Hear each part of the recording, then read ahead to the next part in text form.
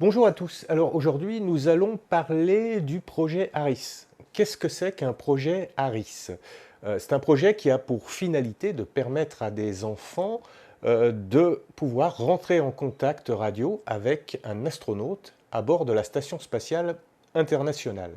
Donc pendant un an, au sein de l'école, les enfants vont voir intervenir différentes personnes qui vont leur expliquer ce que c'est que la vie d'un astronaute, qui vont leur expliquer comment ça fonctionne, la radio d'amateur, ou qui vont leur expliquer un petit peu les planètes, donc ils vont parler d'astronomie, et puis de quelques autres activités de ce type-là. À la fin de l'année scolaire, ou en tout cas dans cette période-là, ils vont pouvoir profiter de ce qu'on appelle le jour J, qui est un jour planifié, un rendez-vous qui est pris avec la station spatiale. Et c'est ce jour-là où ils vont pouvoir poser une vingtaine de questions à un astronaute à bord de l'ISS. Aujourd'hui, nous avons un contact radio-amateur donc, qui va être établi avec le collège Saint-Pierre de Marboz et l'astronaute Thomas Pesquet. Nous sommes le 31 mai 2021. Aujourd'hui, moi j'ai décidé de vous montrer comment ça se passait côté radio-amateur. Souvent, les projets ARIS, on voit ce qui se passe au sein de l'école quand on en entend parler ou quand on lit des choses dessus. On voit ce qui se passe côté ISS éventuellement. On voit moins souvent ce qui se passe côté radio-amateur, c'est-à-dire simplement quand il y a un contact qui est établi, l'ensemble des radioamateurs, ou en tout cas beaucoup sur la planète, essaient de réceptionner ce contact en direct. En tout cas, toute la zone au-dessus de laquelle l'ISS va passer au moment de ce contact. Et donc, moi, j'ai décidé de vous montrer comment ça se passait dans la station d'un radioamateur quand il écoutait l'ISS, quand il suivait le fameux jour J d'un projet ARIS.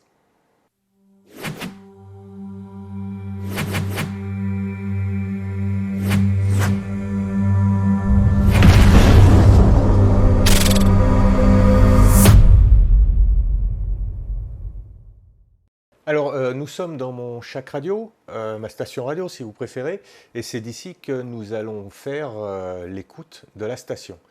Donc, pour réaliser cette écoute, il nous faut un émetteur-récepteur, ici un Yaesu FT 991, qui est réglé sur la fréquence 145 MHz 800, fréquence radio descendante de l'ISS. Un petit logiciel qui s'appelle Orbitron, qui va nous permettre de faire le suivi en temps réel de la station. Et puis je vais en profiter pour vous mettre en même temps le live YouTube du collège Saint-Pierre de Marboz qui nous permettra d'écouter les questions des enfants. Allez, c'est parti.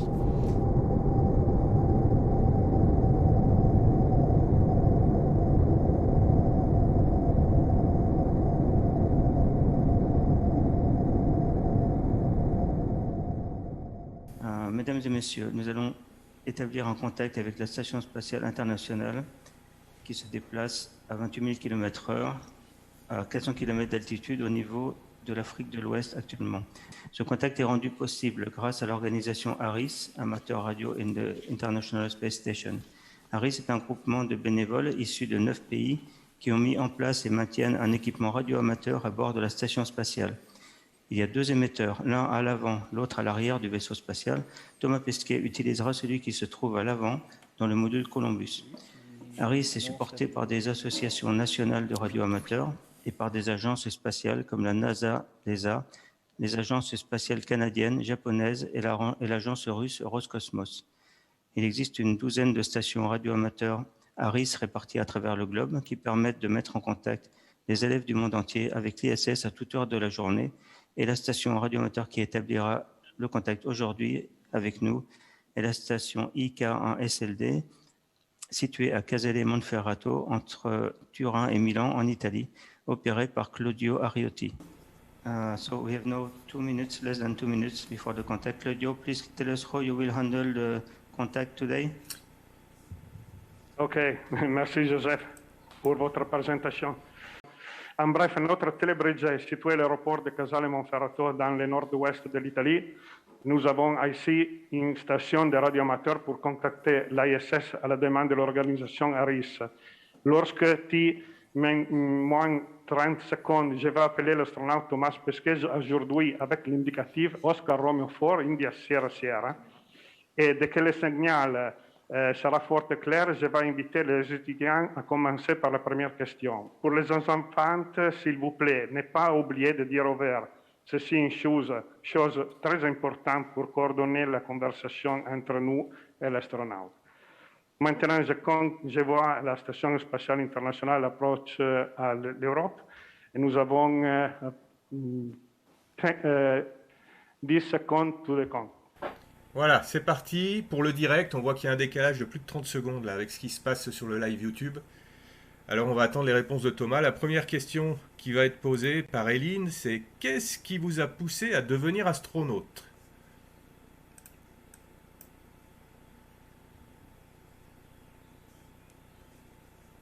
Eline, vous l'avez à gauche.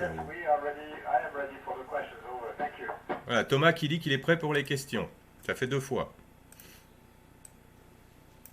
Oscar Romeo 4, India Sierra Sierra. This is India Kilo 1 Sierra Lima Delta Telebridge Ground Station calling for a scheduled Aris contact. Do you copy, Thomas? Over. Yes, I copy you and I'm ready for the questions. Over. Ok, Oscar Romeo 4, India Sierra Sierra, IK1 SLD. Buon après-midi, Thomas. Waiting to have your signal loud and clear. We are acting today from Italy as a Telebridge station for Collège of Saint-Pierre Marbeau in France. Are you ready for first question, Thomas? Over. Bon après-midi. Yes, we are ready. I am ready for the questions. Over. Thank you. Okay, merci. Okay, go ahead, Eline. Bonjour Thomas, ici Eline. Qu'est-ce qui vous a poussé à devenir un astronaute? Over. Bonjour Eline, écoute, moi je voulais voler dans l'espace, ça me faisait rêver, je voulais être pilote, je voulais être astronaute et puis aussi je voulais faire quelque chose d'utile, pas quelque chose de complètement égoïste et voilà, c'était le meilleur métier. Over. Bonjour Thomas, ici Edgar. Quelle a été la différence de préparation entre vos 2 missions dans l'ISS? Over. Bonjour Edgar, écoute, tu sais la différence, j'ai volé dans le Crew Dragon, la première fois c'était le Soyuz, donc ça c'était un peu différent, mais sinon il y a beaucoup de choses qui ont été identiques. Le plus difficile, tu sais, c'était de refaire des choses qu'on a déjà faites et parfois quand il y avait moins de nouveautés, j'étais moins motivé. Over. Bonjour Thomas, ici Hugo. Quelles sont vos sensations quand vous quittez la Terre? Over. Bonjour Hugo, écoute, c'est comme un tour de manège, mais grandeur nature, en fait c'est vraiment, moi j'adore ça, c'est vraiment beaucoup d'accélération, beaucoup de vibrations, on sent qu'on décolle, on est propulsé, donc c'est vraiment des très bonnes sensations. Over. Bonjour Thomas, ici Salomé. Est-ce facile de s'adapter à l'impesanteur? Over. Bonjour Salomé, écoute, c'est difficile, mais on a des équipements qui nous aident beaucoup, tu sais, sans la station et sans tout ce qu'on a, nos scaphandres, etc., ce serait vraiment impossible. Mais là, on s'habitue assez facilement, on peut vivre dans la station pratiquement comme sur Terre. Après, parfois, au début, le système d'équilibre a tendance à être un peu perturbé au début, mais en général, en 2-3 jours, on retrouve nos marques. Bonjour Thomas, ici Arthur. Pourquoi est-on impatient et content de repartir dans l'espace quand on y est déjà allé une fois? Over. Bonjour Arthur, écoute, tu sais, quand on a un peu une âme d'explorateur, on a toujours envie de partir. Et puis, tu sais, être dans l'espace, c'est comme avoir des super pouvoirs. On peut voler, on peut faire plein de choses qui sont impossibles à faire sur Terre, donc on a envie de retrouver ces super pouvoirs. Over. Bonjour Thomas, ici Joss. Si vous vous blessez ou faites un malaise dans l'espace, comment faites-vous? Over. Bonjour Joss, écoute, on a des médicaments, on a des équipements médicaux, c'est comme un petit hôpital portatif, on est entraîné avec des médecins, on peut les appeler au téléphone comme des médecins du SAMU si tu veux, donc on a des procédures et on est entraîné pour faire face un peu à tous les cas médicaux qui pourraient nous arriver dans l'espace et pour s'en sortir. Over. Bonjour Thomas, ici Noémie. Pourriez-vous vivre toute votre vie dans l'espace? Over. Bonjour Noémie, non, ce serait difficile, tu sais, on est vraiment l'être humain, on est fait pour vivre sur Terre avec notre poids, on a besoin d'un petit peu de tout ça pour se développer musculairement, pour développer nos os. Donc toute la vie dans l'espace, ce serait difficile, et puis tu sais, moi j'ai pas envie de vivre toute ma vie loin des personnes que j'aime. Over. Bonjour Thomas, ici Charlotte. Quelle est votre perception du temps dans la station, du jour et de la nuit? Votre horloge biologique est-elle la même que dans l'espace? Over.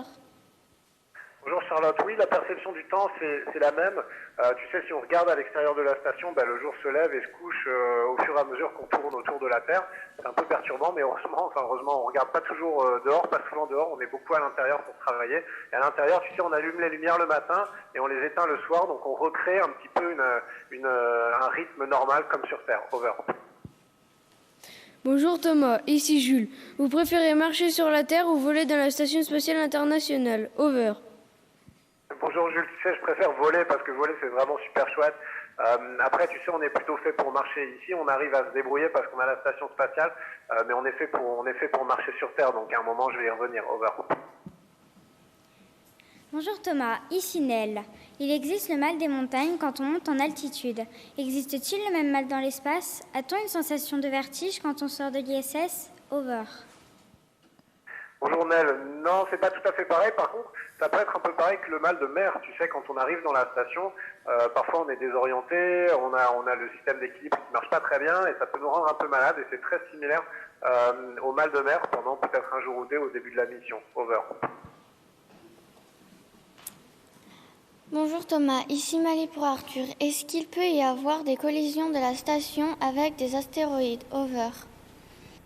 Bonjour Arthur. Oui, écoute, des astéroïdes peut-être pas, mais on va dire des choses plus petites, des micrométéorites, des petites particules ou des petits objets qui flottent autour de la Terre. Parfois, tu sais, quand nous on va dans un sens et que vont dans l'autre, on peut avoir une collision.